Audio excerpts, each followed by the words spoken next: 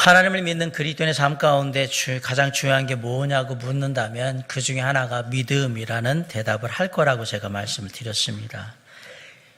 예수 그리스도를 믿는 그리스도인의 삶 가운데 믿음이 정말 중요한지를 알려면 두 가지 질문을 던져보면 된다라고 말씀을 지난주에 드렸는데, 첫 번째 질문은 나는 어떻게 그리스도인이 되었는가? 우리는 믿음으로, 오직 믿음으로 구원받아 하나님의 자녀가 되었다라는 것을 통해서 우리에게 믿음이 중요하다는 걸 알 수 있다라고 얘기했고요. 두 번째 질문으로 나는 어떻게 그리스도로서 이 세상을 살아가고 있는가라고 물어볼 때, 세상에 수많은 일들이 있고 또 그것을 헤치면서 그리스도인들이 살아갈 때에 수많은 대답들이 있겠지만 성경은 딱 하나로 되긴, 오직 믿는 자는 믿음으로 말미암아 산다라고 대답한다고 했습니다. 예수 그리스도께서 이 땅에서 가장 강조한 게 뭐냐고 물어봤을 때 저는 믿음이라고 얘기를 했습니다. 주님께서 제자들이 믿음이 부족할 때는 그들을 꾸짖으시고 책망하셨지만 정말 뛰어난 믿음, 아름다운 믿음을 봤을 때는 그들을 기념하라고 얘기하고 그들을 칭찬하셨던 것을 보게 됩니다. 예수님의 이런 말씀들을 통해서 그리스도인의 삶 속에 믿음이 정말 중요하다라는 것을 우리가 다시 한번 알게 됩니다.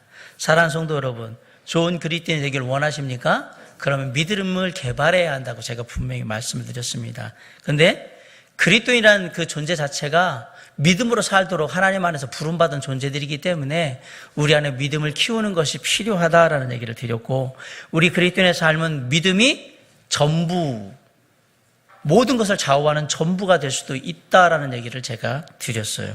그런데 한 가지 우리에게 질문이 생긴다고 그랬죠. 믿음이 그렇게 중요한데 내가 믿음으로 살고 있는지 안 살고 있는지를 어떻게 알 수 있습니까? 라고 묻게 될 거라고 했어요.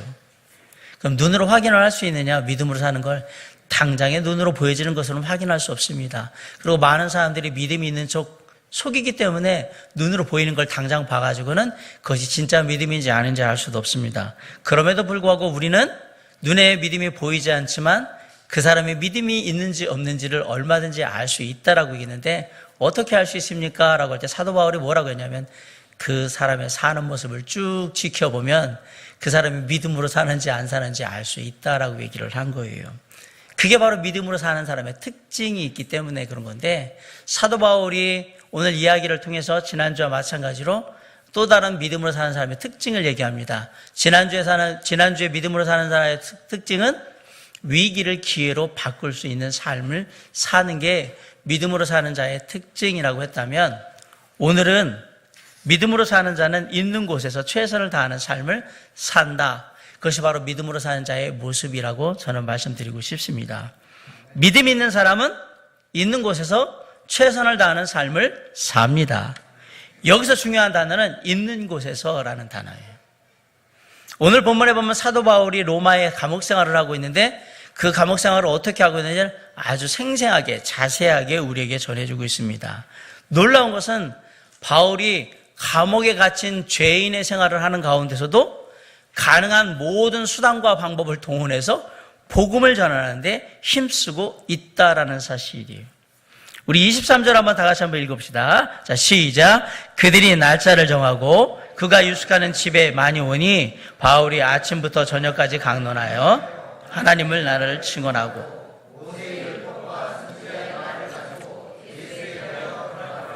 23절에 보면 그가 유숙하는 집에라는 말이 나오는데 바울의 감옥이 아닌 바깥에 따로 셋집 얻어서 나와 있었다는 것을 우리가 알게 돼요. 30절에 보면 바울이 온 이태를 자기 셋집에 머물면서라고 되어 있잖아요. 이 얘기가 지금 그 얘기하고 똑같은 얘기예요. 또한 아침부터 저녁까지라는 말이 나오는데 그 당시의 기록을 보면 그 면회하는 시간들, 죄인들이 면회하는 시간이 오전에 9시부터 오후 5시 정도까지, 이때까지예요. 그러니까 이 시간에 사람들을 면회했다라는 얘기고요.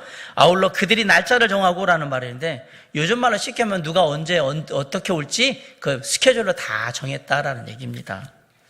하지만 아무리 밖에 나와서 셋집을 얻어가지고 거기서 자유롭게 집안에서 생활할 수 있다라고 하지만 밖으로는 한 발자국도 나갈 수 없는 감옥 아닌 감옥 생활을 하고 있는 겁니다. 처음에는 진짜 감옥이 아니라 바깥에 나와서 일반 저택에, 물론 밖을 나갈 수 없지만 있으니까 좋았겠지요. 근데 안 좋은 점도 있어요. 생각을 해보세요. 아침이면 창문 바깥에 보면 사람들이 깔깔거리고 호호거리고 하하거리고 막 왔다 갔다, 점심에 또 왔다 갔다 하는 모습, 저녁에 또 막 또 이렇게 왔다 갔다 하는 그런 소리들이 다 들리고, 창문만 열면 그런 모습들을 다 볼 수 있는 거예요. 그게 더 고통스럽죠. 차라리 감옥에 갇혀 있으면 여기 다 있고 아무것도 모르고 그냥 지내면 되는데, 날마다 아침이 되면 그 모습들, 점심의 모습들, 저녁의 모습들을 다 내가 들을 수 있거나 볼 수 있는 곳인데 나는 나갈 수가 없어요. 나도 나가고 싶은데, 나도 나가서 친구들 만나고 싶은데, 나도 나가서 사람들에게 자유롭게 얘기하면서 그 안에서 예수 전하고 싶은데 그게 안 돼요. 참 지금 처한 있는 이곳의 모든 상황들이 원망스럽고, 그리고 너무 답답하고 낙심이 되고 그러지 않겠습니까? 그러나 사도 바울은 이러한 자신이 있는 곳에 처해진 환경이나 상황으로 인해서 낙심하거나 절망하거나 포기하지 않았습니다. 오히려 내가 지금 이런 상황 가운데 이곳에서 있는데, 이곳에서 내가 할 수 있는 게 뭘까를 찾는 거예요. 자, 오전 9시부터 저녁 5시까지 사람들 면회할 수 있다고 하니까 사람들 다 스케줄 잡아가지고 만나고 싶은 사람들 다 오라고 얘기하고 내가 만나면 되겠구나. 재미난 것은요, 감옥에 있으면 면회 가기가 그렇게 쉽지는 않은데요, 일반 바깥에 나와 있으니까 사람들이 면회로 온다고 얘기를 하지만 오히려 쉽게 사람을 만날 수 있으니까 가까이 오기도 편하고, 바깥 지역에 있으니까 그런 일들이 벌어지는 거예요. 자, 사도 바울이 그렇게 자신을 면회하러 온 사람들한테 뭘 했습니까? 23절에 보니까 바울이 아침부터 저녁까지 강론하여 하나님의 나라를 증언하고 모세의 율법과 선지자의 말을 가지고 예수에 대하여 권하더라 라고 했습니다. 세 가지라는데, 말씀을 강론하고요, 하나님의 나라를 증언하고요, 예수의 일을 따르라고 권했다라고 되어 있어요. 강론은 하나님의 말씀을 자세하게 설명해 주는 거예요. 증언이란 말은 하나님의 말씀을 선포한다라고 생각하시면 됩니다. 권했다는 얘기는 이렇게 이런 예수님을 믿어라, 또는 이런 예수님을 따라 살아라 라고 사람들에게 권면, 설득하고 있다는 얘기예요. 바울은 하나님의 말씀을 가르칠 뿐만 아니라 사람들에게 하나님을 믿으라고 얘기하고 또 믿음대로 살아야 한다라고 한 사람 한 사람에게 권면하고 있었던 겁니다. 이렇게 감옥 아닌 감옥에서 많은 사람들에게 전도를 했을 때 사람들의 반응과 결과는 어땠을까요? 24절 한번 읽읍시다. 자, 시작. 그 말을 믿는 사람도 있고 믿지 아니하는 사람도 있어. 사도 바울이 정말 있는 그곳에 처해진 환경 가운데 최선을 다해서 예수 그리스도의 은혜의 복음을 전했는데, 열심히 노력했는데, 놀랍게도 믿는 사람도 있지만 계속해서 안 믿는 사람도 있었다라고 얘기합니다. 그런데 정말 이게 신기하지 않습니까? 목사님 뭐가 신기해요? 신기하죠. 지금 사도 바울이 예수 안 믿겠다는 사람들을 찾아다니면서 한 사람 한 사람 따라다니면서 예수 믿으세요 이렇게 한 게 아닙니다. 지금 자기가 직접 자기 발로 설교를 들으러 와서 스스로 사도 바울이 하는 모든 설교를 다 들었음에도 불구하고 계속해서 안 믿고 있다라는 사실이에요. 신기하잖아요? 더 놀라운 것은 계속해서 안 믿는데 계속해서 설교를 들으러 온다는 얘기예요. 더더욱 놀라운 것은 그런데도 계속 안 믿고 있다는 사실이에요. 재밌잖아요. 솔직히 이쯤 되면 이제 슬슬 화가 나기 시작하지 않나요? 아니, 전도하다 보면 그런 거 있잖아요. 저희들이 마지막까지 정말 있는 정성 없는 정성 다 해가지고 교회 한번 와봐라, 우리 목사님 설교 한번 들어봐라, 우리 교회 한번 와봐라, 막 그런데 갈게 그러다가 딱 가기로 한 날 급한 일이 생겨서 못 간다고 얘기하고, 또 그 다음 주 온다고 그러면 극한 일이 생겨 또 못 간다고 그러면서 이제 입을 싹 씻죠. 꼭 단문만 쭉 빼먹고 그냥 입 싹 씻는 것 같은 일들을, 그 뻔뻔한 일들을 많이 당하셨잖아요. 안 당하셨나 보네. 저는 당해본 적이 있거든요. 그럼 이제 속에서 열불이 나잖아요. 그럼 뭐해? 그냥 확 지옥에나 가버려라. 이런 얘기를 하고 싶은데 말을 못하고 다 여기까지 차가지고 말을 못하고 끙끙거리잖아요. 그런 얘기 있어요. 우리 안에 우리가 최선을 다하지만 그것에서 좋은 결과를 못 낼 수도 있어요. 제가 설교할 때, 목회자가 설교할 때 철칙이 있습니다.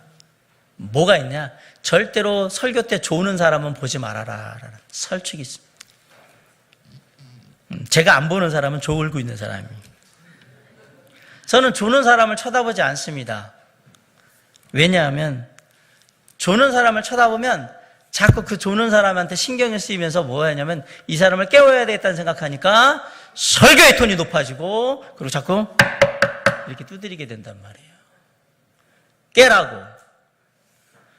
그렇게 하다 보면 다른 많은 설교를 잘 듣고 있는 사람들을 내가 집중적으로 관심을 갖고 봐야 되는데 그러지 못하다 보니까 서서히 제 설교의 페이스를 잃어가다 보면 순간적으로 실수를 하거나 안 좋은 설교의 모습들을 보여주게 되거든요. 신경질이 나죠, 당연히. 계속 내가 이렇게 얘기를 하고 있는데도 불구하고 계속해서 존다고 생각을 해보세요. 그리고 저는 계속해서 쳐다보고 있고.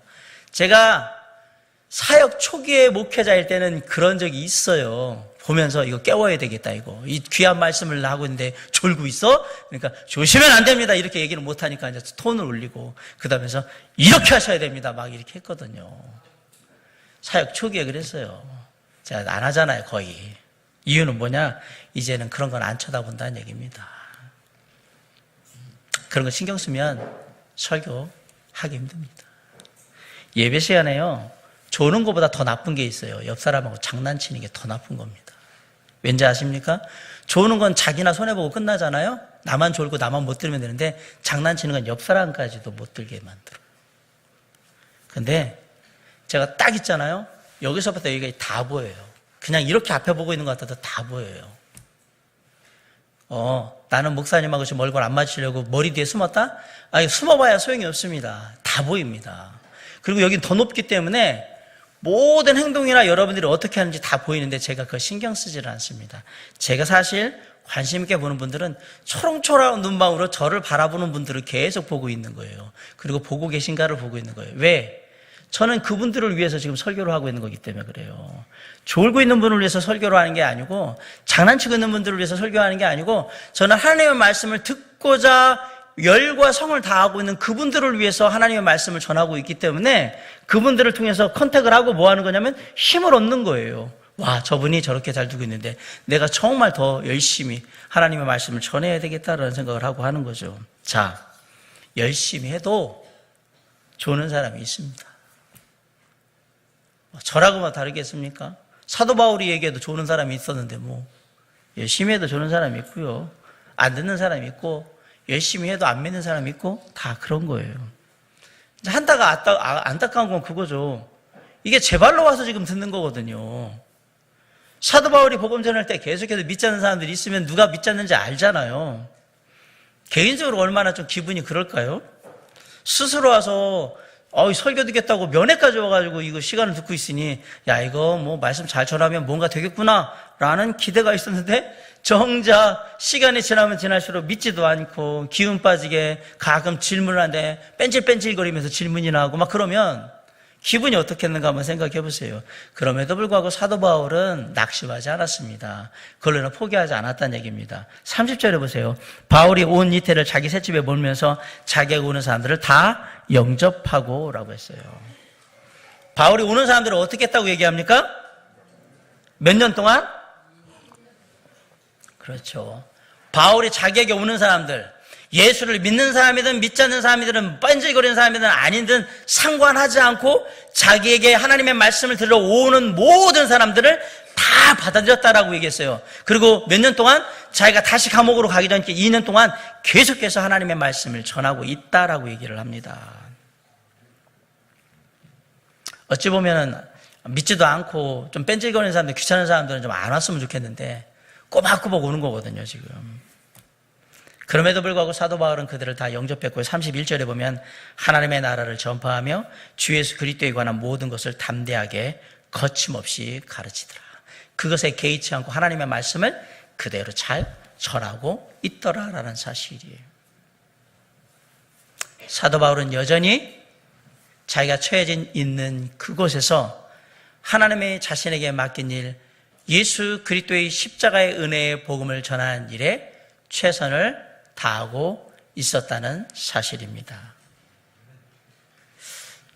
어떤 사람이 교회에 오잖아요. 교회 왔는데 교회를 쭉 돌아보면서 이제 얼마 정도 지내다가 딱 깨는데 꼭 본의 안 되는 사람들을 보고서 얘기를 해요. 사실 교회 안에는 좋은 사람들이 참 많아요. 열심히 신실하게 섬기는 우리 집사님들, 회장님들, 정말 믿음이 탁월하고 늘 기도에 힘쓰며 헌신한 많은 성도님들, 좋은 신앙의 분들이 많은데 하필이면 꼭 신앙생활에 본의 안 되는 사람만 꼭 눈에 띄어요. 그러더니 어느 날 얘기하는 거예요. 내가 교회 보니까 어느 성도는 예배 시간에 졸고 있더라. 어느 성도는 기도하는 시간에 기도는 안 하고 옆 사람하고 떠들고 있더라. 어느 성도는 찬양 시간인데 찬양은 안 하고 카톡하면서 문자 보내고 있더라. 어느 성도는 설교 시간에 설교 내용 교문자인데 주보에다가 잡담으로 끌적거리면서 만 하나 그리고 막 그림 그리고 막 그러고 있더라. 그러면서 나는 이 교회에 정말 실망해서 교회 안 나온다고 안 나오시는 분이 있었어요. 우리 교회 얘기는 아니고요. 저는 이런 교회에 이런 분들이 있어요. 저는 이런 분들에게 정중하게 묻고 싶습니다. 당신은 예배 시간에 뭐 했던 겁니까? 당신은 예배 시간에 뭐 했습니까? 예배 시간에 뭐하러 이걸 하고 있어요? 기도하는 시간에 기도 안 하고 뭘 하고 있었으며, 말씀 들어야 될 시간에 말씀 안 듣고 뭘 하고 있었으며, 찬양해야 되는 시간에 찬양 안 하고 뭐 하고 있었냐는 얘기입니다. 한마디 시원하게 해드리고 싶네요. 뭐 눈에는 뭐밖에 안 보입니다. 내가 영적인 상태가 나쁘면 영적인 상태가 나쁜 것밖에 눈에 안 보입니다. 내가 하나님의 은혜가 충만하면 다 그렇게 보이게 되어 있습니다. 그죠? 아멘? 그런 거예요. 설사 혹여라도 내 눈에 거슬리는 신앙적인 부분에 있는 부분이 있더라도 거기를 쳐다보지 마세요. 그냥 내가 있는 곳에서 하나님 앞에 내가 해야 할 바에 최선을 다하면서 묵묵히 그 자리를 지키세요. 그게 좋은 신앙이에요. 자, 오늘 새로운 목장을 발표했습니다. 이제 목장과 목자가 다 나왔어요. 뭐 이제 여러 가지 얘기가 있겠죠. 제가 어떤 분한테 목자를 맡겼다고 합시다. 배운 대로 다 잘하면 얼마나 좋겠습니까만은 배운 대로 한다 하더라도 목장을 이룩하는 게 쉬운 거 아니에요. 한 두 달 서달 했는데 목장 인도하더니 어느 날 한 목자님이 저한테 와가지고 목사님 이제 저 목자 못하겠습니다. 그만두겠습니다. 라고 했다고 합시다. 아니 목사님 왜 그만두려고 하십니까? 목사님 아무개 자매가 얼마나 뺀질거리는지 아세요? 사사건선 제가 목자라고 인도하는데 막 짠지 놓고 막 그러고 전에 몰랐는데 정말 사람 지치게 하더라고요. 이제 저는 못하겠어요. 라고 얘기하셨어요. 제가 우리 목자분들한테 말씀드립니다. 사랑하는 목자 여러분, 여러분 목장에 뺀질이가 6명, 7명 있더라도 여러분은 그 일을 하셔야 합니다. 왜? 하나님이 있는 그곳에서 최선을 다하라고 여러분을 세우셨기 때문에 하시는 거예요. 뺀질이 있다고 안 하고 말 안 듣는 사람이 있다고 안 하고 어디서 뭐 할 건데요? 할 수가 없어요. 주님은 그냥 묵묵히 내게 맡겨진 그곳에서 나에게 하나님께서 허락하신 일에 최선을 다하라고 얘기하시는 거예요. 사도 바울이 그 놀라운 복음의 사자 사도 바울이 복음을 전하는 설교하는 그곳에도 안 믿는 사람들이 있었고요. 예수님이 설교하는 곳에서도요. 안 믿는 사람들이 있었어요. 그러면 그거에 신경 썼느냐? 아니요. 그래도 그냥 묵묵히 계속해서 해야 할 일을 하는 겁니다. 우리가 열심히 계속 전도를 하죠. 그럼에도 안 믿는 가족들이 있을 수 있고요. 열심히 최선을 다해서 친구들한테 복음을 전해도 콧방귀도 안 뀌는 친구들이 있을 수 있습니다. 직장에서 열심히 그리스도인다운 삶을 살아도 아직도 나를 예수 믿는 사람으로 인정하지 않는 직장의 종료들이 있을 수 있습니다. 그럼에도 불구하고 있는 그곳에서 가정에서 있으면 가정에서, 일터에서 있으면 일터에서, 친구들과 함께하면 친구들과 함께하는 그곳에서 우리는 하나님께서 우리에게 허락하신 일에 최선을 다하는 겁니다. 그리스도인으로서 그게 맞다는 얘기입니다. 26절에 보세요. 일렀을 때 이 백성에 가서 말하기를 너희가 듣기는 들어도 도무지 깨닫지 못하며 보기는 보아도 도무지 알지 못하는도다.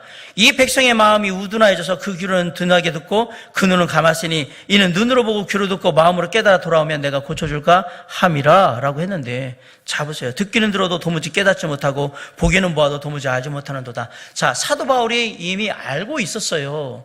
들어도 이 말씀 이해 못하는 사람들 분명히 있고, 그리고 아무리 믿으라고 해도 안 믿는 사람들이 있다는 거 다 알았어요. 그럼에도 불구하고 사도 바울은 그것에 개의치 않고 있는 그곳에서 계속해서 하나님의 말씀을 전하고 있는 겁니다.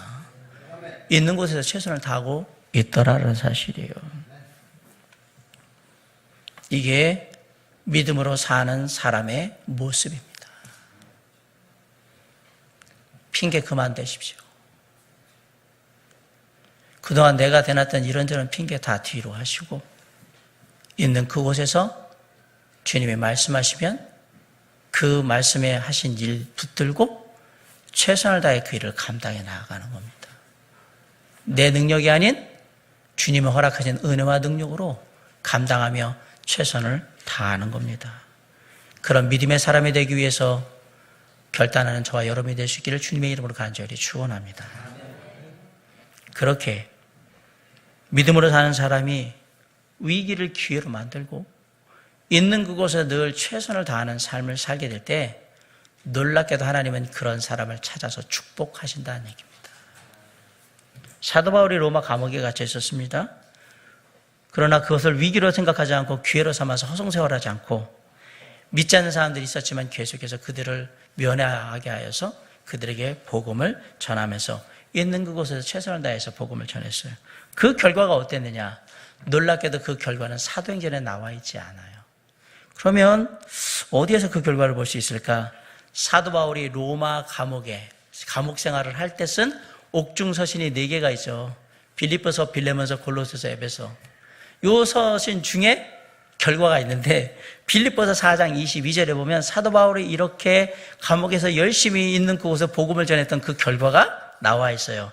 빌립보서 4장 22절에 모든 성도들이 너희에게 문안하되 특히 가이사의 집 사람들 중 몇이니라 라고 되어 있어요. 가이사의 집 사람들 중 몇이니라라는 말을 잘 기억하셔야 합니다.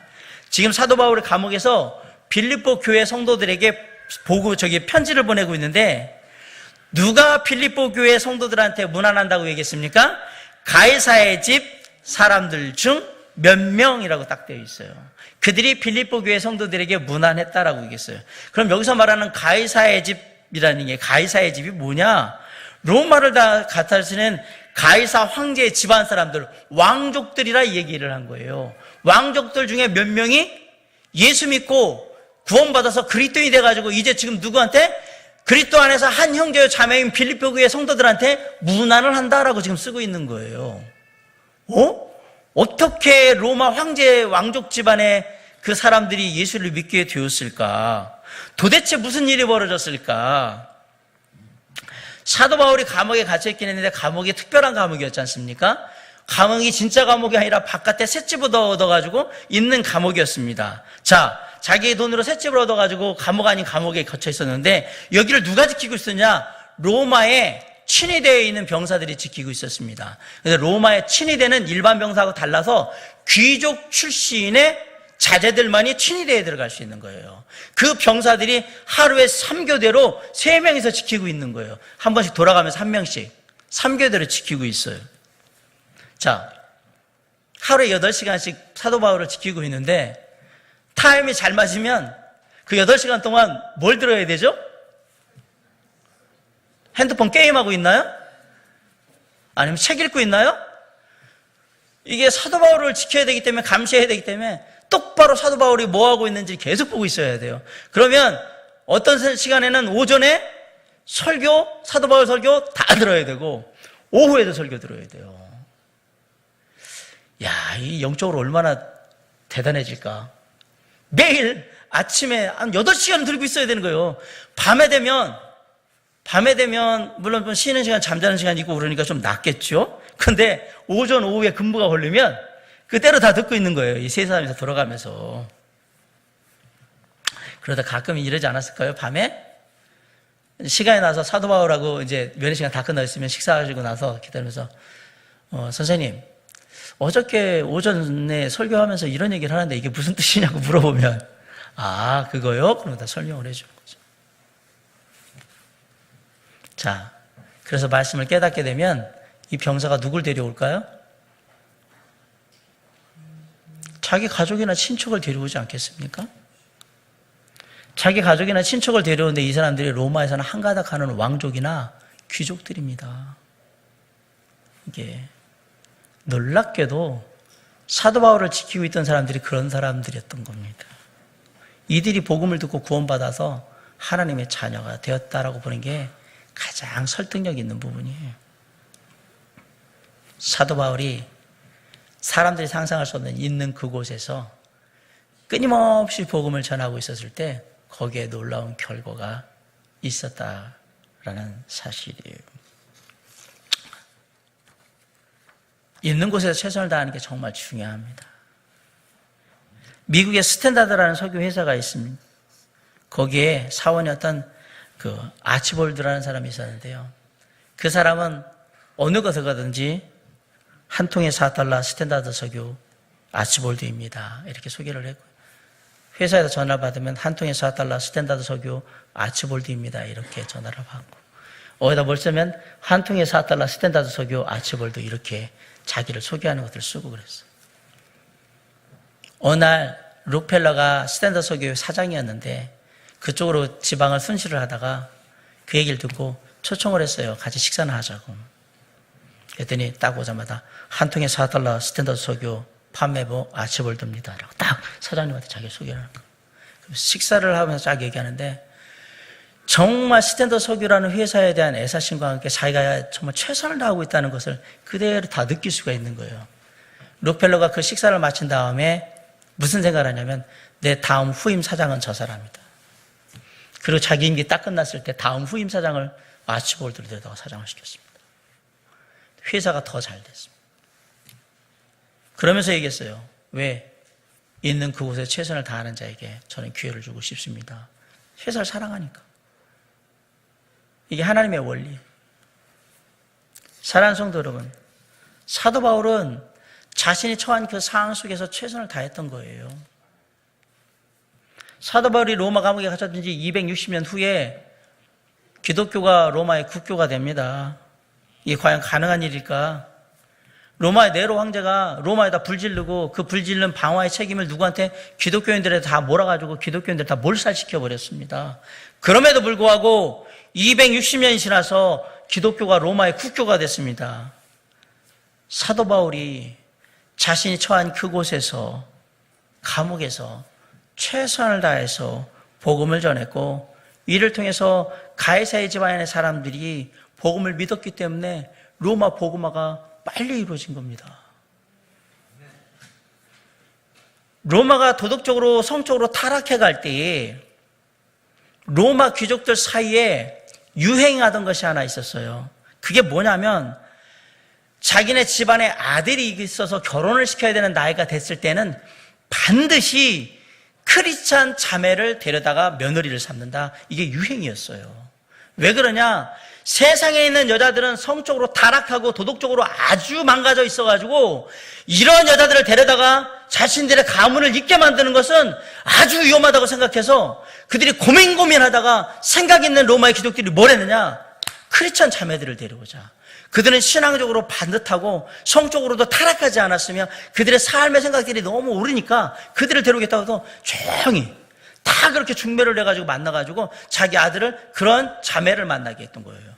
그러면 그런 크리스천 자매들이 아이를 낳으면 아이를 어떻게 키우겠습니까? 하나님의 말씀으로 양육을 할 거 아닙니까? 얘가 크면 어떻게 될 겁니까? 예수 믿는 사람 돼 있을 거 아닙니까? 그러니까 로마의 복음화가 빨리 됐던 이유 중에 하나가 뭐냐면 바로 이거예요.